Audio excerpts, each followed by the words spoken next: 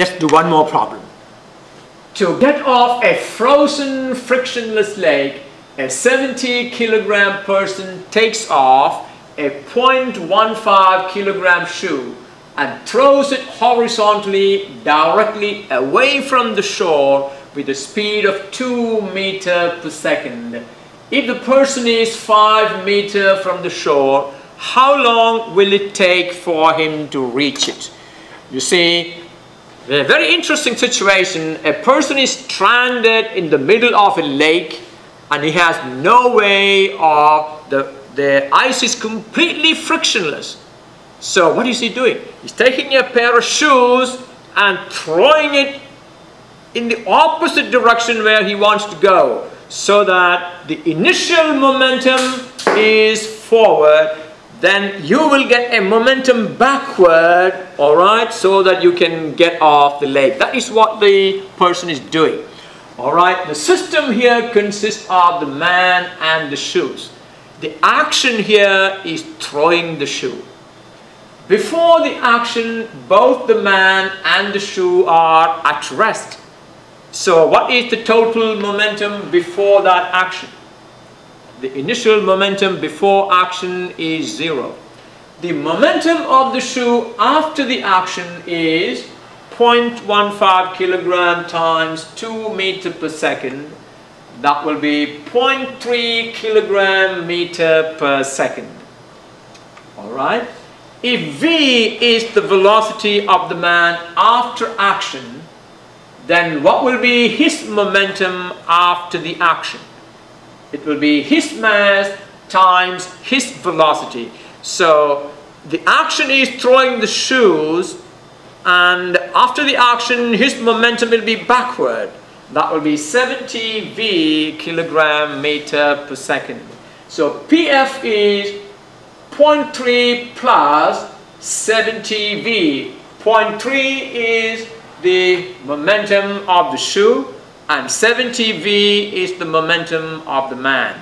So the total momentum after the action, after throwing, is this. What is the total initial momentum? 0.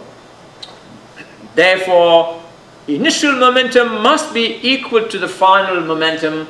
That means this quantity must be 0.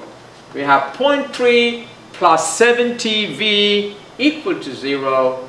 And what does that give you? We get the velocity of the man, a pathetically low value. Negative 4.3 times 10 to the negative 3 meter per second. What does the negative sign tell you? That the velocity of the man is opposite to the velocity of the shoe. Alright, if he has to travel a distance of 5 meters with this pathetic velocity, how long will it take?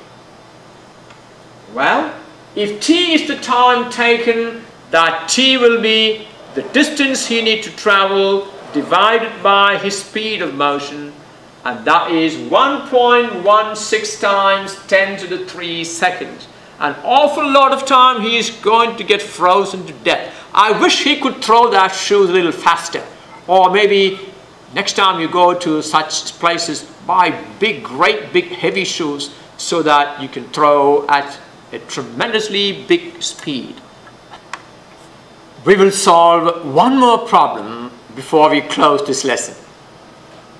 A 1600 kilogram empty hopper car rolls under a loading bin with a speed of 2.5 meters per second, and a 3500 kilogram load is deposited in the car.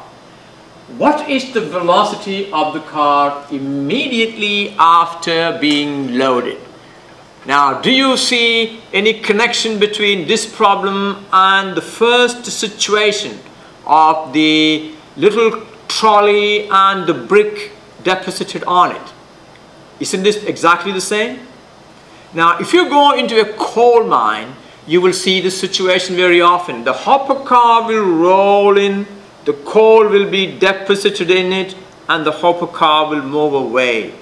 Now, conservation of momentum is very important in situations like this. The momentum of the hopper car before loading is its mass times its velocity. 1600 kilogram times 2.5 meter per second, that is 4000 kilogram meter per second. So the hopper car moves in. This is where the hopper car comes in, and the load gets deposited on it at that time, and it moves away. The total momentum before the loading, the action here is the loading. So the total momentum before loading must be equal to the total momentum after loading. Okay? The momentum of the load before loading is 0. Is that right? The load is at rest before it being put in the hopper car. So the momentum of the load before it gets loaded is 0. So what is the total momentum before the action of loading? The total momentum will be 4000 kilogram meter per second plus 0, which is 4000 kilogram meter per second. And once loaded, the hopper car and the load together is a single system. And what is the total mass? The mass of the hopper car is 1600 kilogram. Mass of the load is 3500 kilogram. The total mass of the system now is 5100 kilogram. And that 5100 kilogram is now going to move with the velocity which we need to calculate. Let that velocity be v meter per second. Therefore, what is the momentum of the car and the load after loading? It will be the total mass multiplied by that common velocity after loaded. So PF is 5100 kilogram times v meter per second. That is 5100 v kilogram meter per second. Now this total momentum of the combined system must be equal to the total momentum of the system before loading.